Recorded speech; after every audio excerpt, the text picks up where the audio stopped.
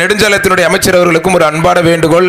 நம்முடைய முதலமைச்சர் அவர்களுக்கும் மரியாதைக்குரிய நெடுஞ்சாலைத்துறை அமைச்சர் அவர்களுக்கும் கால்நடைகளை ஏற்று செல்லக்கூடிய அந்த வாகனங்களுக்கு டோல் பூத்திலிருந்து, அதாவது சுங்க வரியிலிருந்து ஒரு விலக்களித்தால் நன்றாக இருக்கும். அதாவது ஜல்லிக்கட்டு காளைகள் வளர்ப்பவர்கள் ஏழை குடிமக்கள், விவசாயிகள் தான்.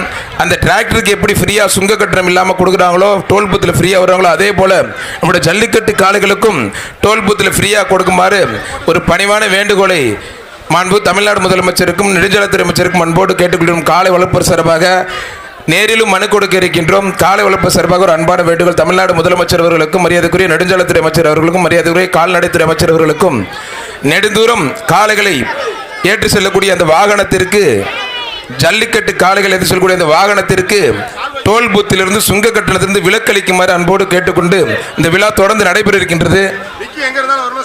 இந்த விக்கி எங்கே தான் சால்வை கொஞ்சம் கொண்டு வாங்க. அரசு அலுவலர்லாம் வந்துட்டாங்க. தயவுசெய்து சால்வை கொஞ்சம் கொண்டு வாங்க பிரதர்.